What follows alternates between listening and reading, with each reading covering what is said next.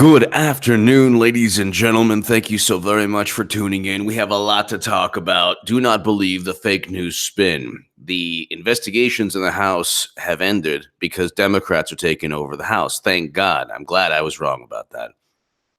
I was right about the biggest things. Clinton losing. Nobody was saying that. And I was saying that Clinton would lose in 2015, especially if it was Trump. She would lose to Trump. I stated that numerous times in endless articles, actually, excuse me. And so I also stated nothing would result from the Mueller probe, which nothing has. The indictments have nothing to do with Trump-Russia collusion. And a lot of things, Sessions being forced out, I stated. So a lot of the things that I'm more often right, I have the pulse of what's going on, but it doesn't really matter about me or my analysis. The Republicans want a special counsel. That's not what you got from the Google searches of the latest news regarding House investigations. Adam Schiff, of course, is not going to say, hey, you know, they wrote a letter to Matthew Whitaker demanding a special counsel. I'll read the last part of it to my super chat. Thank you so very, very much. You give me every incentive to rock these live streams. Our belief remains a special counsel should be appointed to investigate not only the decisions made and not made during the pendency of these investigations, but also the disparate way these two investigations were seemingly conducted. While Congress does not have the power to appoint a special counsel, Congress does have the power to continue to investigate. And it is our belief that the facts uncovered thus far warrant continued oversight by the legislative branch and the Inspector General. We invite your attention to the transcripts of witness testimony, and we encourage you to continue to investigate these matters consistent with your jurisdiction, so the final definitive accounting can be made to the American people. There was a cover-up of Clinton's crimes, and there was a setup. They framed Trump. They fabricated Trump-Russia using a Steele dossier that was purchased by Hillary Clinton, that was compiled by a former British spy, had nothing to do with the United States government, and it's completely debunked. There's not one shred of evidence in there. It is all hearsay and gossip from Russian sources. The only person who colluded with Russia was Hillary, and she couldn't even do that right. So, ladies and gentlemen, then she outsourced the CrowdStrike, and it's like pretty much everything that we know about the Russia investigation, or Russia probe, or Mueller probe, leads back to Hillary Clinton. Now you are not hearing this. This is why you have to watch this channel, because you're not hearing this from any major news source. All you've heard from Politico, NBC News is that, oh, and Adam Schiff, oh yeah, the Republicans, they spend all this time trying to disrupt the Mueller probe. The Mueller probe is revered by Democrats because they've convinced themselves that Trump worked with Russia. You know the suspicion that you and I have of the Clintons? They have that suspicion times 10 of Trump without any evidence. The difference being we have evidence. She was never investigated. She was never really investigated. Luke St. Martin, thank you. Inside Scarlet, hello. Eric H526, thank you.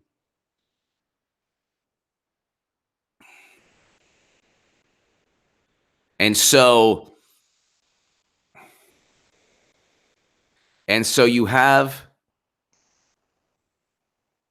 our belief remains a special counsel should be appointed to investigate not only the decisions made and not made, meaning why wasn't she indicted? And oh, by the way, James Baker is in here also. Where's James Baker? General Counsel Baker also testified. Hold on. Director Comey stated no reasonable prosecutor would have brought the case against Secretary Clinton. That is ridiculous. Everyone on the planet is laughing. Anyone who knows anything, and I usually don't speak in this manner. I usually don't speak in a pompous, arrogant manner. At least I try not to. But if you know anything about the Clinton email investigation, you know she should have been indicted. If you don't know much or you don't care about it, then you think that it's not a big deal, or she, whatever. That, that Comey made the right decision. If you're a Democrat and you just don't really know much about the scandal, then you think Comey's word is like gospel. Meanwhile, what he did sunk her campaign more than any Facebook ad. Even 538 states that. FBI General Counsel James Baker, however, initially did believe the case could be made from an evidentiary standpoint. So the evidence showed James Baker, and I'll do a segment on this a little later, James Baker wanted Clinton indicted. The top legal counsel, James Baker, wanted Clinton indicted. So all those people who disparaged me, who are fighting against the oligarchy, man, they're not really fighting against the oligarchy. They're funneling people into the Democratic Party. Director Comey stated no reasonable prosecutor would have brought the case against Secretary Clinton, and that his decision not to was unanimous among those involved. No, it wasn't unanimous. He lied constantly. I think he even said that under oath. FBI General Counsel James Baker, the FBI top attorney, initially did not believe the case could be made. Did believe the case could be made from an evidentiary standpoint. And multiple witnesses testified to the committee. The FBI's decision not to recommend charges was not unanimous. The top legal counsel wanted Clinton indicted. I was right back in 2015 and 2016 when I went out on a limb. And then hit pieces were written on me saying, oh, you see, she wasn't indicted. You see?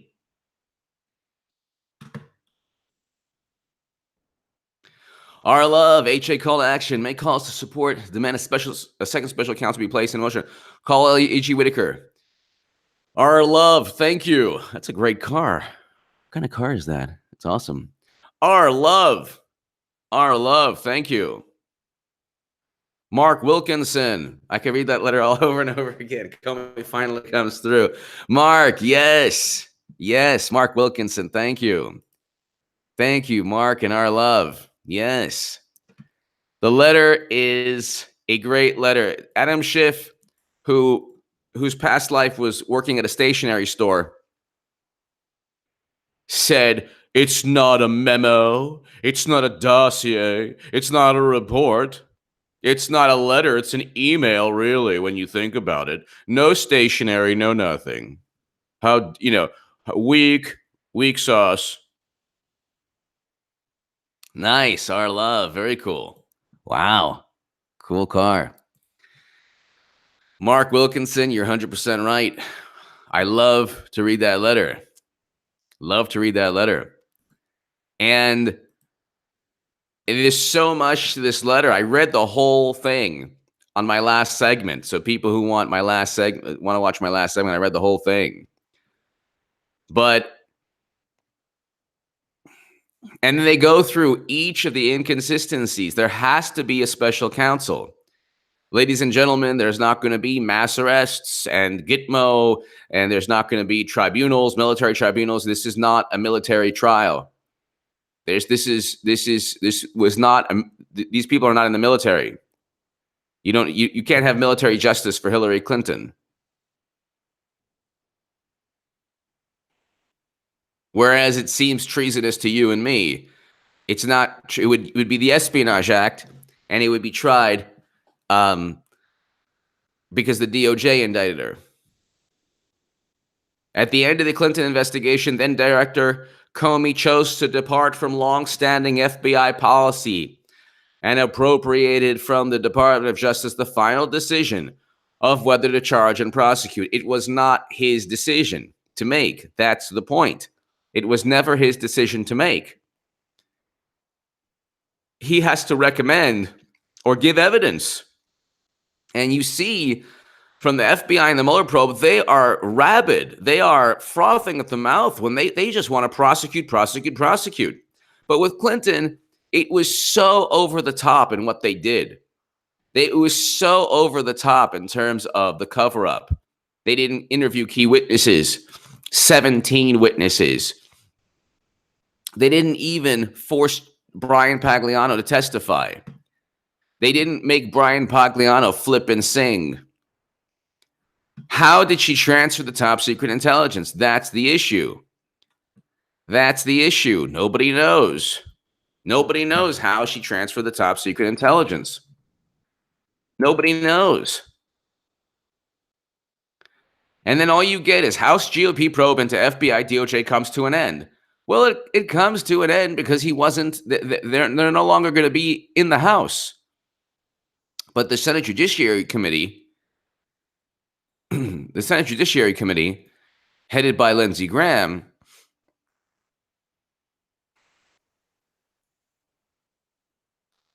the Senate Judiciary Committee can continue to investigate. But there needs to be a special counsel. See, the whole trust the plan nonsense. First of all, Sessions is the reason there was no special counsel. He appointed Huber, which was not, Huber was not a special counsel, and Huber did absolutely nothing. In fact, Huber did not, he did not answer calls from whistleblowers.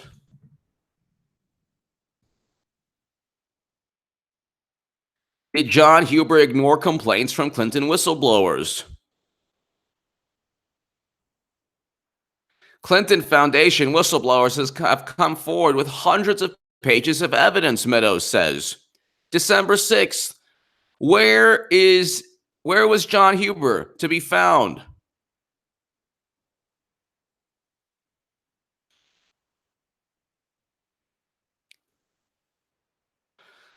The Hill reported that this is Fox. The Hill reported a submission filed with the FBI and IRS in August 2017 included internal legal reviews of the Clinton Foundation.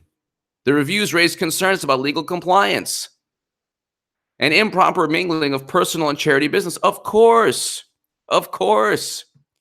You think that Huber or Sessions cared?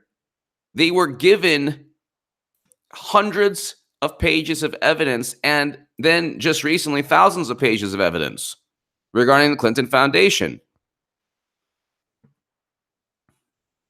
This is Yahoo. Did John Huber ignore complaints from Clinton whistleblowers? I just read Fox and Yahoo. Everyone knows.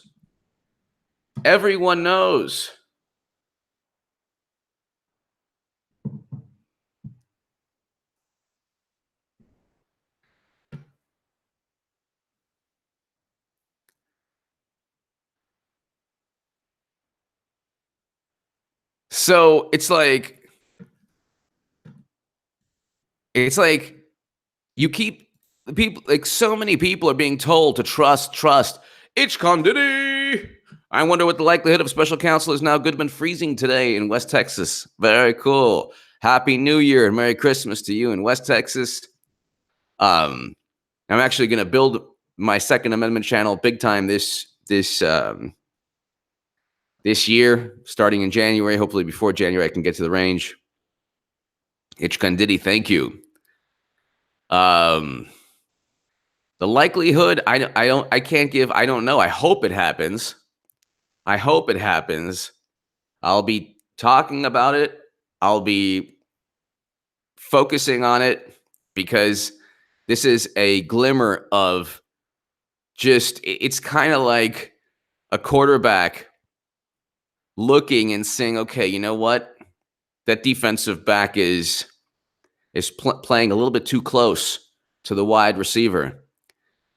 And if the wide receiver can just go and sprint, I might get a long touchdown. This could be absolutely enormous, it's Conditi. It could be absolutely enormous. Or it could be another letdown in terms of the Trump DOJ not doing anything. But I do think it's a very positive um, positive development. It's a positive development, ladies and gentlemen. And it's something that there were two major whistleblowers Huber was, quote unquote, working on. We have no clue what he did. And now the House, now there's no, the House has ended its investigation. So the whole trust Sessions, they told you to trust Sessions Q like 7 times. It was complete nonsense. That's what happens when people listen to an 8chan message board. People have to demand a special counsel. This letter that I read in its entirety in my last segment was absolutely fantastic. It was absolutely fantastic. Now, I understand that Trump bringing Americans home from conflicts, that's the main thing. That is the main thing, ladies and gentlemen. So that's better than Clinton indictments. That's better. But I believe she's going to get indicted because she committed crimes. She committed crimes, and I will continue to say that.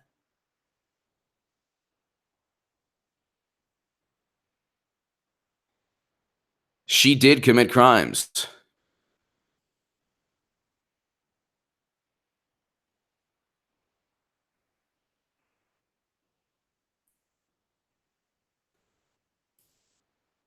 Major crimes.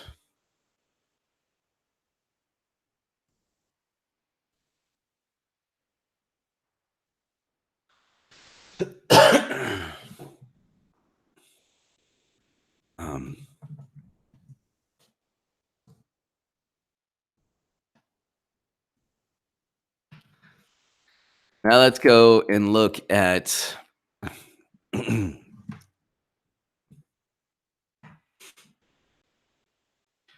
government shutdown is continuing.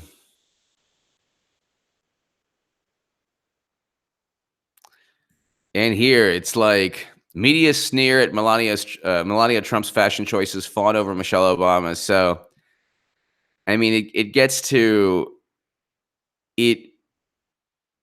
The media is so petulant. Like, they hate every aspect of Trump's presidency.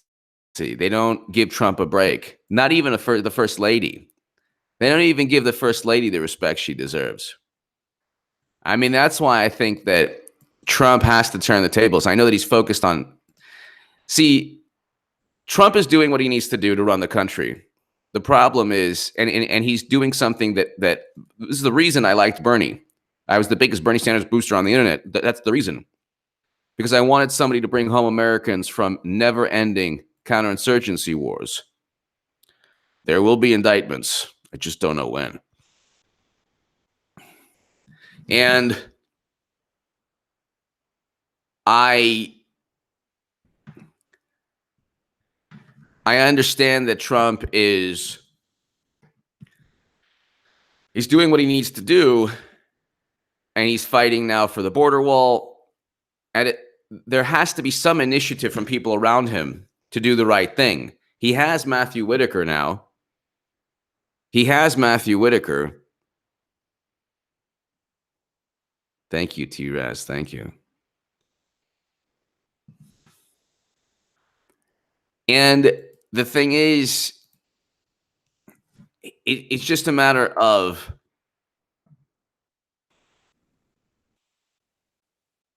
let's see.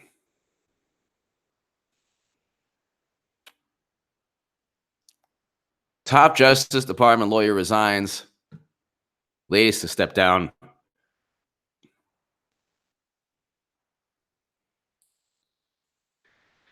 So people have resigned. Scott Schools, a top aide to the Deputy Attorney General. This is July 3rd, 2018, is planning to leave the department at the end of this week. So that was, I remember when that happened.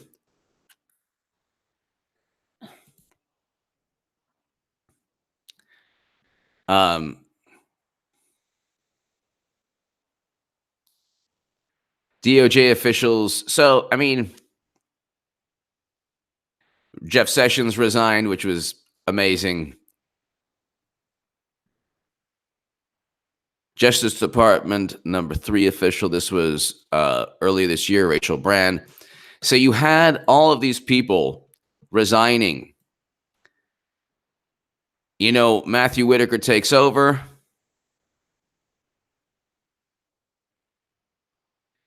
And you have a situation where hopefully, I mean, this is Matthew Whitaker. This is what he wrote. So, I mean, USA Today. I would indict Hillary Clinton. This is Matthew Whitaker, ladies and gentlemen. This is why I'm, bullish and optimistic. It's frustrating, but this is why I'm optimistic. I would indict Hillary Clinton. This is the day of,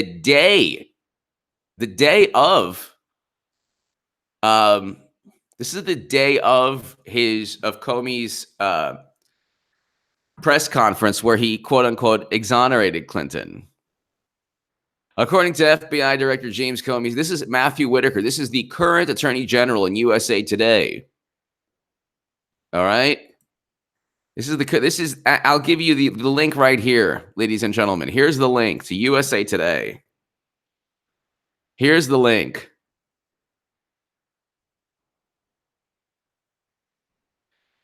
They're not going to be military tribunals because she's not in the military. That's what you heard. That's what people have heard from message boards. That's not happening.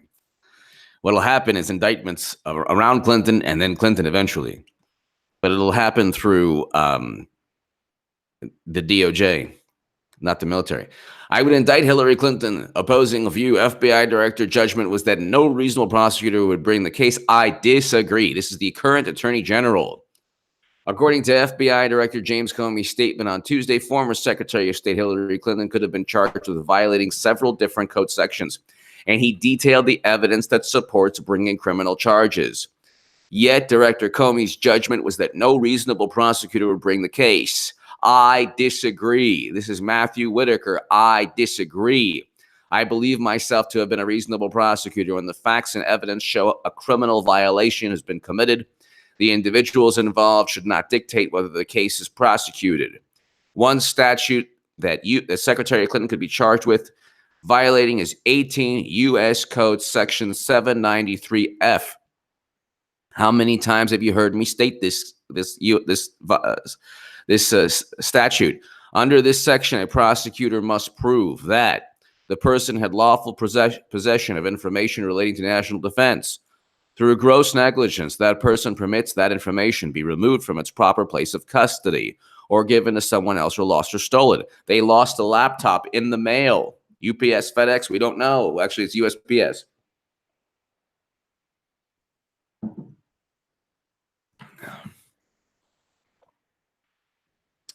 Through gross negligence, that person permits the information be removed from its proper place of custody or given us. Okay, so although it might seem intuitive that a Secretary of State lawfully possesses information that relates to national defense, the facts laid out by Director Comey also establish that this is exactly the type of information. In this case, of the emails either turned over or recovered by the FBI, 110 contained information that was classified at the time it was sent or received, of which 8 email chains contained information that was top secret at the time it was sent. 8 email chains, top secret, outside of the government. She doesn't get charged. I don't think so. I don't think so. I don't think so.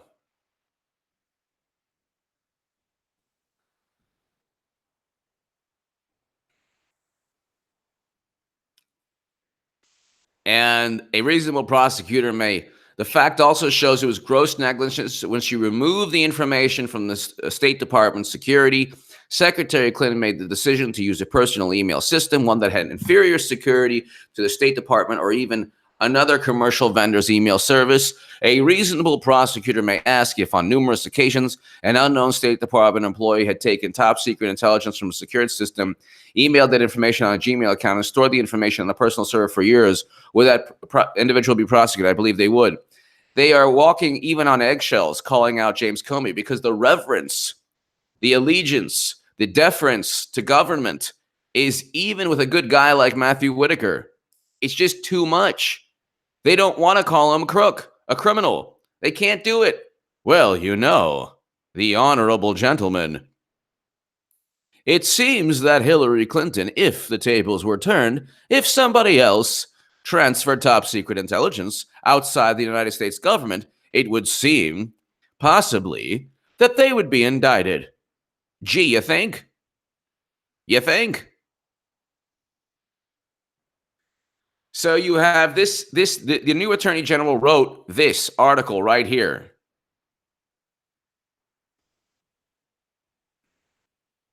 The new Attorney General wrote this article right here. Curtis May, God bless you. And thank you for everything. Thank you for your service to this country. Yep. And many other veterans have told me the same thing. Thank you, Curtis May. Thank you. So that's why I obsess over this. And it's 2019 in 2 days or 3 days, ladies and gentlemen. And people are asking for a special counsel into Clinton's crimes. And if it doesn't ever happen, they'll continue to ask. They will continue to ask. They will continue to ask. It will not stop.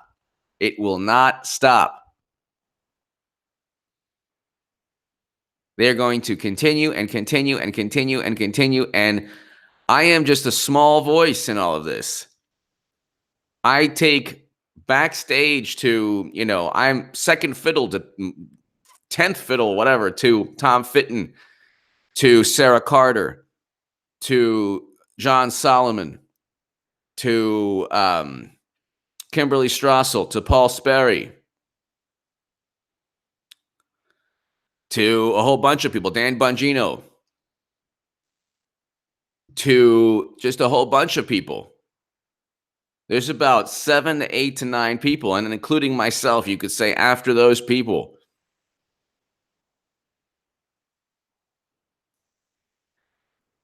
And when it all goes down, it's not going to be because of LMNOP or because of Trump being a tyrant. I don't even... Fishman! This all pisses me off so much I don't even have words. I agree with you. That's what I love this. That's what Fishman. That's why I love speaking to everyone here, because it's kind of like, a support group for people who have to deal. I'm running a support group for people who have to deal with the two-tiered justice system that is overtly corrupt and criminal. They have convinced themselves that Michael Flynn, who is an honorable man, is a criminal. But Hillary Clinton is not a criminal. Michael Flynn didn't even lie. He didn't even lie. Then you have Beto ORourke, who I have to talk about for a second. He's hilarious.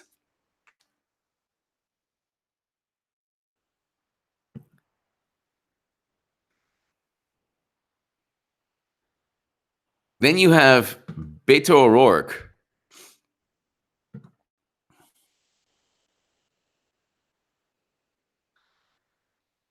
Then you're like, you can't put a wall next to the Rio Grande. It's like, well, they'll take that into account when building the thing. Beto ORourke, Robert Francis. This is the antithesis of identity politics.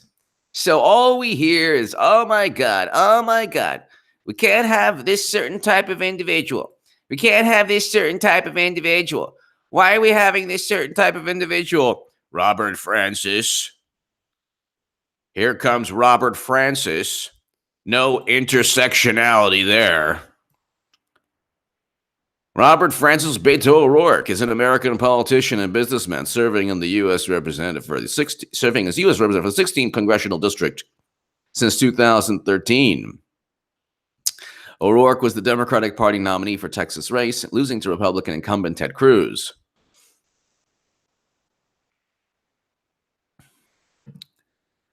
What has he ever done? He has a music career. He has a business career.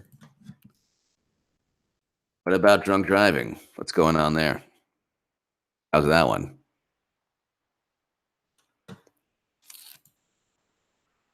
What about that one?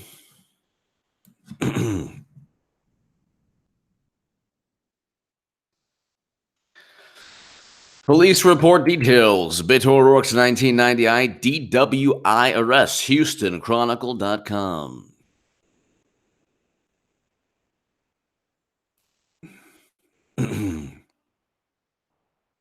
Ha! PolitiFact. This is like the one time, like the times when they have to like go against the Democrat, like they can't hide behind semantics. So like, oh, okay, he did try to leave. Says he did not try to leave the scene of the accident. Led to his arrest for driving while intoxicated. Mostly false. Mostly false. Well, how could, what is, they can't just say false. It's hilarious. Oh, wait a second. This is burglary also? No. No, it's PolitiFact. Okay, so, okay, it was just the DWI. Okay, good contender for president.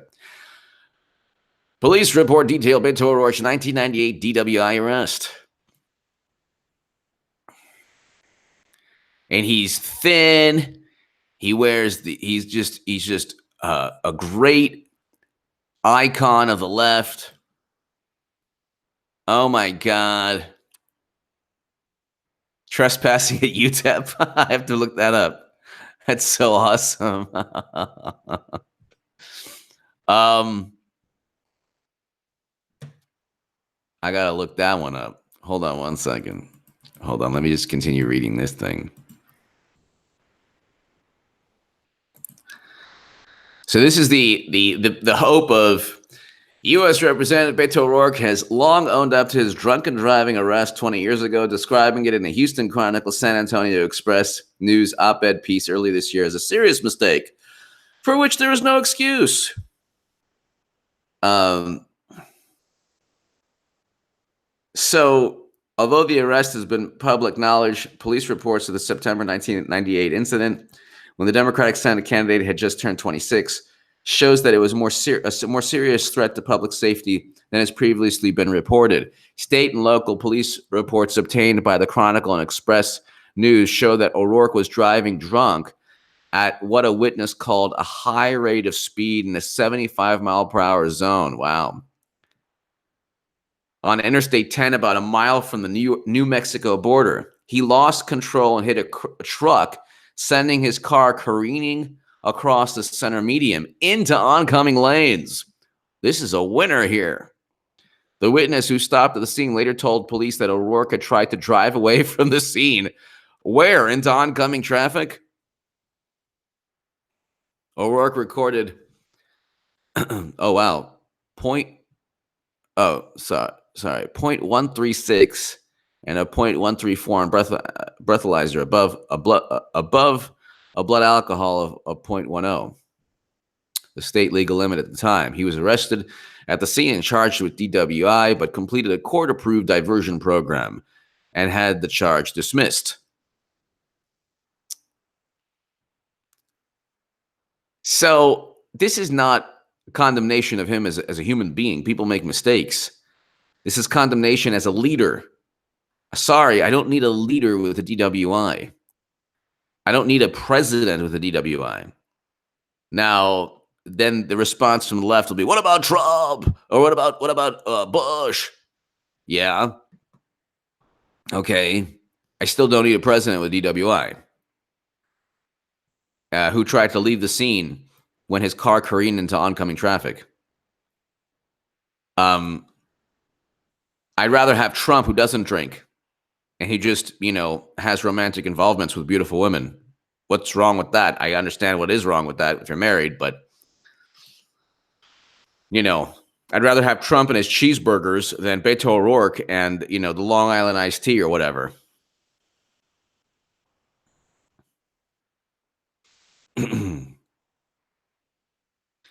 They cheated Bernie Sanders. They blamed Russia. And all they do is moralize on Twitter and pontificate on Twitter. Thank God I'm no longer on Twitter. I'm not going to be on Twitter any longer. I'm going to end my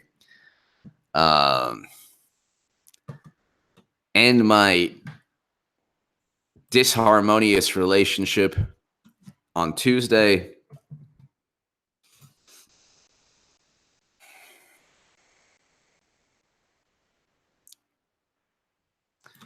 And the reason is because it doesn't help my channel, my writing, my books, nothing. My new website, it won't really help.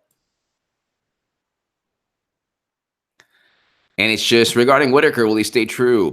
You know what? Grumpy old Fox 4000, I hope he remains true. See, I think right now the issue with Whitaker and all of them, I think the issue is, I'm going to end my Twitterness. I think the issue is finding some kind of governmental mechanism, finding some kind of way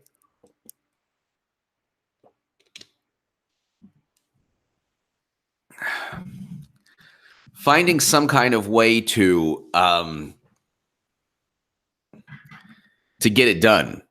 See, what the Democrats did is, imagine this giant boulder. They were able to just shove this boulder and have it move, and the inertia of the boulder just kept it rolling downhill, even though it was a criminal act to move the boulder in the beginning.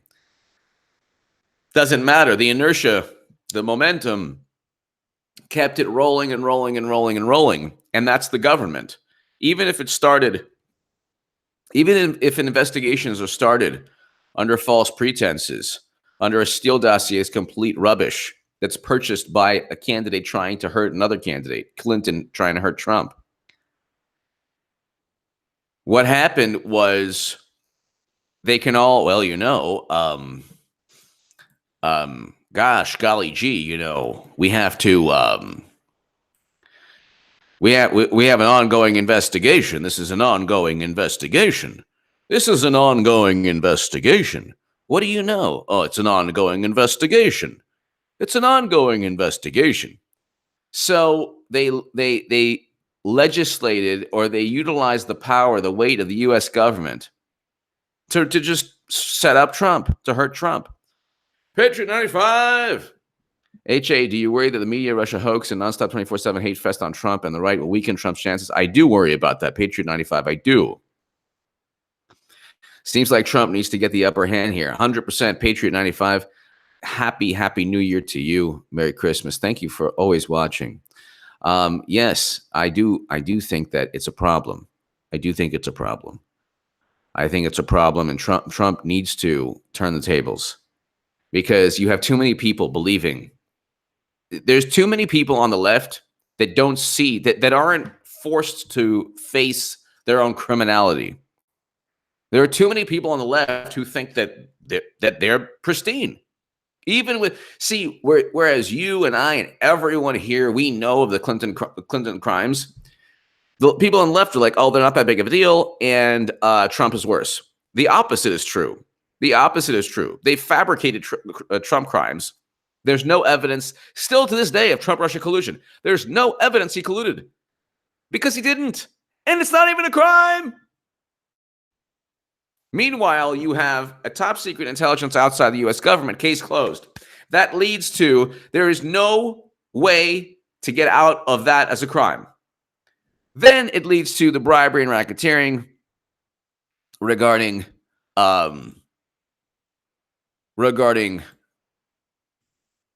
the issue of the Clinton Foundation.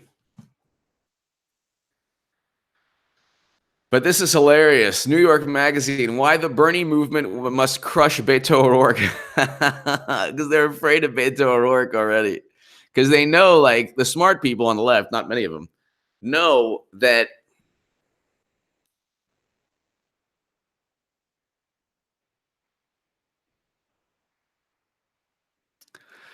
The first skirmish of the 2020 Democratic primary, a wave of attacks on Beto O'Rourke by supporters of Bernie Sanders, took almost everybody by surprise.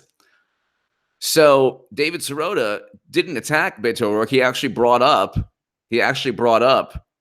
the fact that Beto O'Rourke was a corporate guy. Something I didn't know, Beto O'Rourke is the number 2 recipient of oil and gas industry campaign cash. Yeah, baby. It's Ted Cruz first, Beto O'Rourke second. That's hilarious. That is hilarious. Most of these people are. So this is why I say that is so funny. That is so funny. Number 2 recipient of cash money. Cash money, baby. Cash money, baby. And it's like this poor guy, David Sirota, he does great work, probably thinks, maybe doesn't even know who I am, but probably thinks if he does know who I am, that I'm crazy. But he does great work. I have a lot of respect for the guy. And he gets attacked by the left all the time. Why? Because it's a sacred cow. If you bring up, they want their cake and they want to eat it too. Patriot 95, thank you. Remnant 0888 HA for YouTuber of the Year for my therapy. Thank you, Remnant 80888. Thank you so much. And it's therapy to speak to you and to everyone. Thank you, Remnant 0888. Thank you. So Beto O'Rourke he gets almost this $80,000 less than Ted Cruz from oil and gas companies. What about the climate change and the environment, dude? Beto O'Rourke on the environment. What does Beto say about climate change?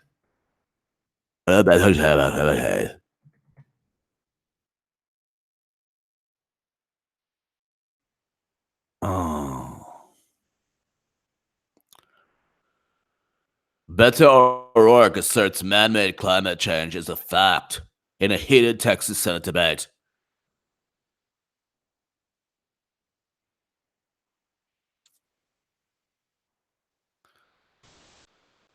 The climate is changing, and man-made climate change is a fact. Tell us we still have time, but the window is closing to get this right. Scientists tell us we have time, but the window is closing. Oh, really, Beto? You're second in all of Congress for oil and gas money. Weak. You're right above Paul Ryan, and you're below Ted Cruz. Weak sauce. Weak sauce. Weak, weak, weak. What did Beto O'Rourke say about climate change? So he's so down with everything. I love the guy so much. I'm voting for Beto. He's the best. Beto O'Rourke, this is the New Republic. Beto O'Rourke shows Democrats how to talk about climate change. He's unabashed. He's awesome. Global warming is an existential threat to human life. But most candidates aren't talking about it. Oh, what? An existential threat to human life. An existential threat to human life.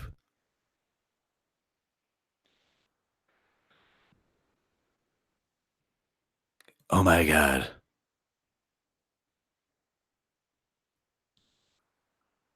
One of the few exceptions has been Beto O'Rourke, the Democratic congressman from El Paso, who is running a heavily covered campaign against incumbent. Yeah, heavily covered for sure. It's an existential threat to human life. That's why only Ted Cruz beats Beto O'Rourke in terms of money from oil and gas, top oil and gas recipients. That's all 435 in the House and 100 Senate. He's second. Wow. It's an existential threat to human life.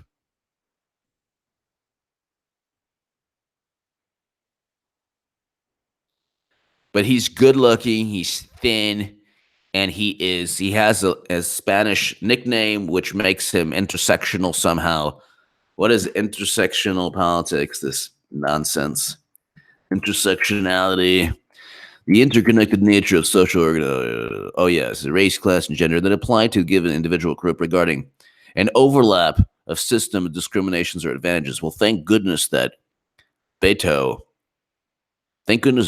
fits because of his nickname.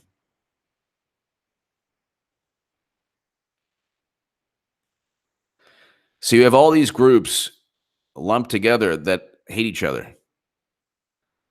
Because we got like different feminists that are angered with each other. Then you got, oh my God, it's a whole big thing.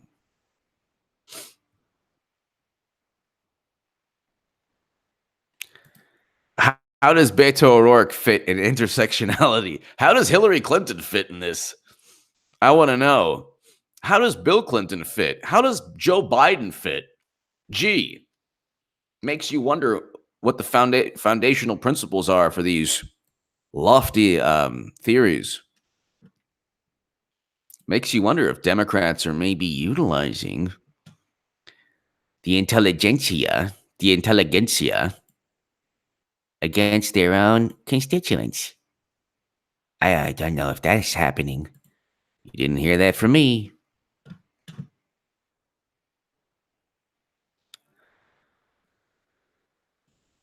Oh, here we go. All right, so this is Joe Biden. Oh, yeah. It's a big deal. Big deal. It's a big deal. Can I massage your shoulders? Big deal. That's Joe Biden. You're welcome.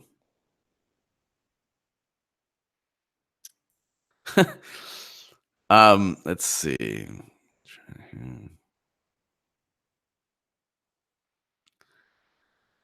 So the carbon tax worked really well in Paris. They're really happy about that. That worked well.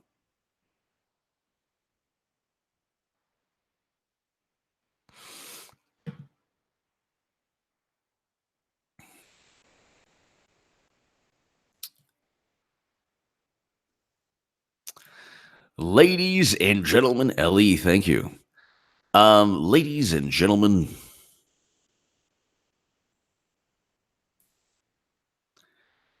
let's hope this happens. I pray to God that Beto O'Rourke wins the Democratic nomination. Beto goes all in on climate change. No way. What about the fact that he's number 2? And by the way, David Sirota, like the left needs David Sirota.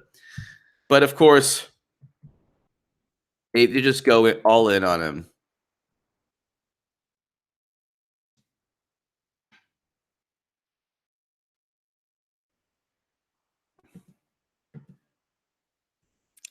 Beto O'Rourke is the new Obama, and that's the last thing we need. And he's right. Well, on the left, I'm voting for Trump in 2020, so I don't care if Bernie or Beto or obviously don't care, but Trump 2020. I want to bring Americans home from war. You know, Beto O'Rourke was like, "Oh yeah, this is a great." From a liberal perspective, it's a great article that Sirota wrote, but of course they hate it. Of course they hate it. You know, of course they hate it.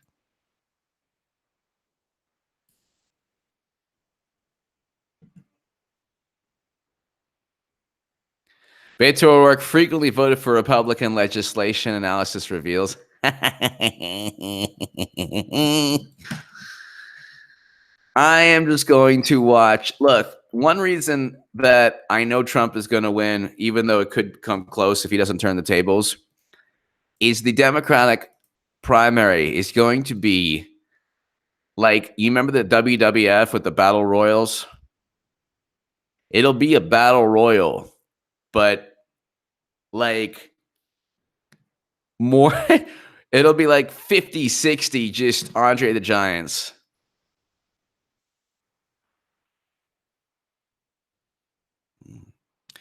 Supported bills that boosted the fossil fuel industry.